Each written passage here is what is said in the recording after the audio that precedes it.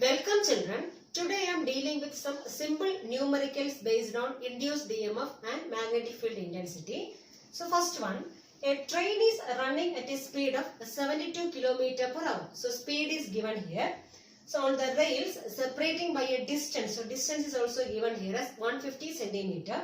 So if the vertical component of Earth's magnetic field is 4 into 10 raised to minus 5 Tesla. That means magnetic field intensity is given here as 4 into 10 raised to minus 5 Tesla. So we have to find the induced EMF on the rails. So we have to find the induced EMF. So given what are the things? Magnetic field intensity is given, then speed is given as well as distance is given, and we have to find induced EMF. So whenever there is a change in the magnetic flux linked with a closed loop, an EMF is induced there. Okay, and that EMF is called as induced EMF. So whenever magnetic flux linked with a closed loop changes, an EMF is induced in the corresponding loop, and that is called as induced EMF, and corresponding current produced is called as induced current. Okay, so induced EMF. So EMF induced is called as induced EMF, or another one name is there, motional EMF or motional EMF. So by changing magnetic flux, what we are doing? We are inducing EMF. That is called as induced EMF, or we can say motional EMF, and the corresponding current produced is called as induced current. So induced current. So by changing magnetic flux, we can induce current in a circuit, and that current is called as which one? Induced current. And this direction of induced current can be found out using which one? Fleming's right hand rule. Using Fleming's right hand rule, we can find the direction of which one? Induced current. So whenever magnetic flux linked with a closed loop changes, then EMF is induced there, and that is called as induced EMF, or we can say motional EMF, and corresponding current is called as which one? Induced current. Then, so what is the formula for this induced EMF? So induced EMF is given by epsilon equals minus d phi by dt. That is rate of change of magnetic flux. So phi means flux. So d by dt of phi, or we have another one formula minus BLV. So B is the magnetic field intensity, L is the length, and V is the velocity. Okay. So here velocity is given as how much? 72 km per hour. The train is running at a speed of 72 km per hour. But this we have to convert into which one? Meter per second, because meter per second is the standard unit of which one? Velocity. So we have to multiply by which one? 5 by 80. 5 by 80. So cancelling, you will be getting 4 here. So 4 into 5 is how much? 20 meter per second. So this is the velocity of the train. Then what is the length provided here? 150 centimeter. So length is given as 150 centimeter. And we have to convert into the SI unit of length, that is meter. So divide by 100, it becomes how much? 1.5 meter. And this magnetic field intensity is given as how much? B equals 4 into 10 raised to minus 5 Tesla. 4 into 10 raised to minus 5 Tesla. This is the magnetic field intensity. And we have to find which one? The induced EMF. So we can use this formula, second formula. So we are taking only the magnitude. So this sign I am not taking. So epsilon equals B is how much? 4 into 10 raised to minus 5 into L is how much? 1.5 into B is 20. So you will be getting 4 into 2 is 8 and 8 into 15. So 15 into 8, 120. So 120 along with that one more 0 will be coming. So decimal. So you will be getting as 120 into 10 raised to minus 5. Or we can write, suppose I am putting 1.2 means, so here after decimal how many digits? 2. So 10 raised to 2 also you have to multiply here. So 10 raised to minus 5 into 10 raised to 2 is 10 raised to minus 3. So 10 raised to minus 3, this much volt. Okay. Or we can say into 10 raised to minus 3 means what we can write now? 1.2 millivolt. So first option is 1.2 millivolt. So answer is 1.2 millivolt. So millivolt means into 10 raised to minus 3 volt. So first one is the correct answer. Second problem, a transformer operates at Vp equals 6 kilovolt. So Vp means primary voltage. So primary voltage is given as 6 kilovolt on the primary side and supplies electric energy at Vs equals 220 volts. So Vs means secondary voltage. Secondary voltage is given as 220 volt to a number of houses in the town. If the power consumption of the town is 7.2 kilowatt, so 7.2 kilowatt is the power consumption of the town, then you have to find the current in the primary. So primary current we have to find it. So we have to find the primary current IP. So we know that transformer is a device to increase or decrease voltage. So in order to increase as well as in order to decrease alternating voltage, we can use which one? Transformer. So here we have transformer, mainly two types are there. So one is step up and another one is step down transformer. So we can increase voltage as well as we can decrease voltage in alternating current using which one? This transformer. So step up means we can increase voltage. So step up transformer is used to increase voltage of AC current. Similarly step down transformer can be used to decrease voltage of which one? Alternating current. Decrease voltage. So like that we have two types of transformers, step up and a step down transformer. In step up transformer, the number of coils in the secondary is more. In step up, number of coils in secondary, number of turns, we can say number of turns in secondary is more. Secondary is more. And in step down transformer, number of turns in primary is more. Primary turns are more. Primary turns are more. So the reason is here primary turns are more means we are actually decreasing the voltage. So in the secondary coil, the turns will be less only. But here in the case of step up transformer, primary coil is having less turns and secondary coil is having more number of turns because we are increasing voltage there. Okay. And here what are the data given? So VP means primary voltage is given. So primary voltage is 6 kilowatt. So primary voltage VP equals 6 kilovolt. So we have to convert into volt because volt is the standard unit of voltage. Okay, that means 6 into 10 cube, 10 raised to 3 volt. So this is the primary voltage, and what else is given? Secondary voltage also given.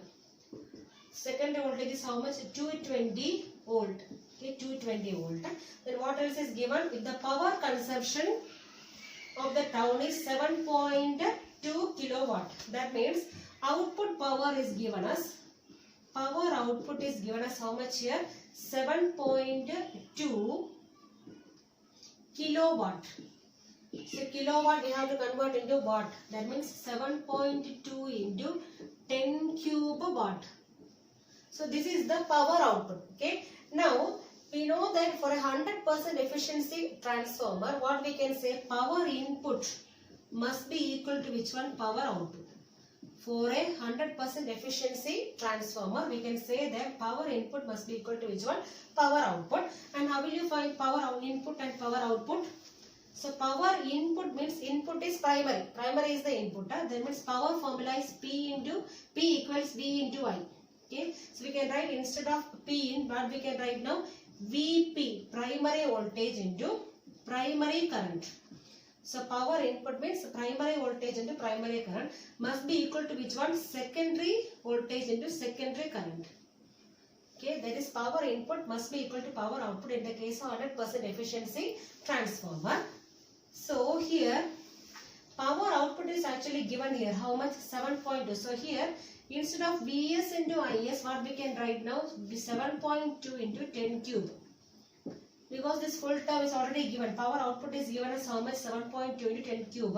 And similarly VP is given here how much? 6 into 10 raised to 3 into IP we don't know. That we have to find it. Primary current we have to find it. Okay. Now we can divide. So IP equals 7.2 into 10 cube divided by 6 into 10 cube. So 10 cube cancel. Remaining we have, I am removing the decimal. So we can write as 72 divided by, we can divide by 10. That means this becomes 60. 72 by 60. Okay. So I am cancelling with 6 itself. So we will be getting 10 6. Okay. So here 12. So 12 by 10, that is equal to how much? 1.2. So this current release, so 1.2 ampere. That means our first option, I think. So first option 1.2 ampere. So that is the current passing through which one? Primary coil. Third problem. A long solenoid with 500 turns per unit length. The solenoid is having 500 turns per unit length. Carries a current of 1.5 ampere. The magnetic induction at the ends of the solenoid is given by which one? So we have to find the magnetic field intensity at the ends of the solenoid. So we know that solenoid is a large number of turns of insulated copper wire wound in the form of a cylinder. Okay. So a large number of turns of insulated copper wire wound in the form of cylinder can be called as the solenoid. And we have to find the magnetic field intensity at the end of the solenoid, the ends of the solenoid. So along the axis. So at the ends of the solenoid, we have to find the magnetic field intensity. Okay. So we have the formula for magnetic field intensity. B equals. So at the ends of the solenoid, the formula for magnetic field intensity is mu0 Ni by 2. So this is the formula for magnetic field intensity at the ends of the solenoid. Suppose they are asking to find magnetic field intensity interior, inside the solenoid. The formula is mu0 into Ni. So this is the formula for magnetic field intensity at the interior of the solenoid. Interior of the solenoid. So at the interior of the solenoid, the magnetic field intensity strength is more compared to ends. So interior we have the formula mu0 Ni, but at the ends of the solenoid we have the formula mu0 Ni by 2. So which one is more? Mu0 Ni is more. That means intensity is more inside the solenoid. Okay. So mu0 Ni by 2 is the formula for which one? Magnetic field intensity at the ends of the solenoid. And here N is the number of turns per unit length. So it is given here as how much? Number of turns per unit length is given as 500. Then current is given as how much? Current I equals 1.5 ampere. And mu0 value is 4 pi into 10 raised to minus 7. 4 pi into 10 raised to minus 7 is the value of mu0. Then substitute the values. B equals mu0 value is which one? 4 pi into 10 raised to minus 7 into N value is how much? 500 into current is 1.5 divided by 2. So cancelling, you will be getting 2. So 2 into 5 are 10 with how many zeros? 2 zeros. Pi into 10 raised to minus 7 into 1.5. Okay. That is equivalent to, so here when you are multiplying, so 15 with the 1500. Okay. So after moving one decimal, you will be getting 1500 pi into 10 raised to minus 7. Then substitute the value for pi here. So 1500 into 3.14 into 10 raised to minus 7. So when you are multiplying this one, you will be getting nearly 47.10 into 10 raised to minus 5. You will be getting this much Tesla. So here answer is near to which one? 47 into 10 raised to minus 5. So approximately this 47.10 means it is actually equal to which one only? 47. So we can write as 47 into 10 raised to minus 5 Tesla. This is the final answer. So which one is the approximate value that you have to write there? So the answer is 47 into 10 raised to minus 5 Tesla. Fourth problem. The magnetic field at the center of a circular coil of 50 turns. The coil is having 50 turns and radius of the coil is 10 centimeter. Carries a current of 1 ampere. So we have to find the magnetic field intensity at the center of a circular coil carrying current. Okay. So in the case of a circular coil having a radius r, the magnetic field intensity B is given by mu0 Ni by 2r. So this is the formula for magnetic field intensity at the center of a circular coil carrying current. Suppose in the case of a straight conductor, so straight conductor carrying current, so this magnetic field intensity is given by B equals mu0 I by 2 pi r. 2 pi r. So this is the formula for magnetic field intensity due to a straight conductor. So in the case of a straight conductor, the formula is this one. In the case of a circular coil carrying current, the formula is mu0 Ni by 2r, and here N indicates the total number of turns. So here it is given total number of turns as 50. So n is total number of turns and small n indicates which one? Number of turns per unit length. N by n, L is which one? Small n. Okay. So capital N is given here as 50 and radius is given as how much? 10 centimeter. That means 0.1 meter. That is the radius. Then mu 0 value we know. So mu 0 equals 4 pi into 10 raised to minus 7. And current is given as 1 ampere. So I equals 1 ampere. So just substitute the value. So here in the case of circular coil carrying current, formula is mu 0 Ni by 2R. In the case of straight current carrying conductor, mu 0 I by 2 pi R. Okay. Then substitute the values. B equals mu 0 means 4 pi into 10 raised to minus 7 into N is how much? 50 into current is 1 divided by 2 into R. So 2 into radius is how much here? 0.1. So cancelling with the 2. So 2 into 5 will be getting 10. Then one more 0 into 10 raised to minus 7. So 1 pi is here. 100 pi into 10 raised to minus 7 divided by this one becomes 1 by 10.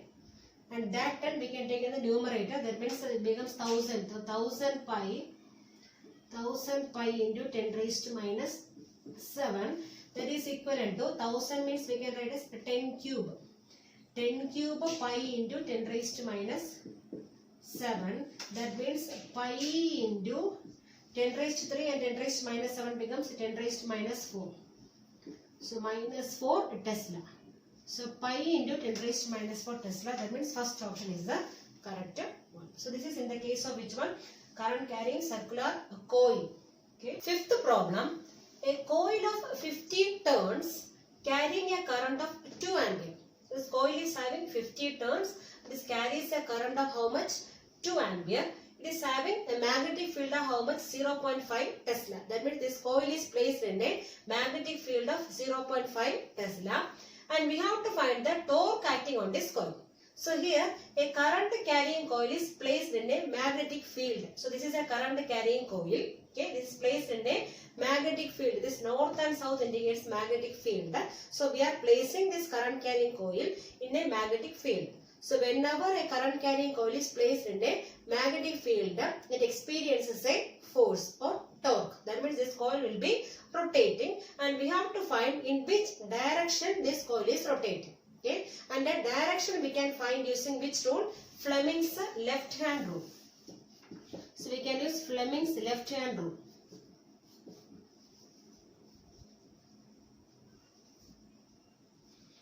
So see here, a current carrying coil is placed in a magnetic field.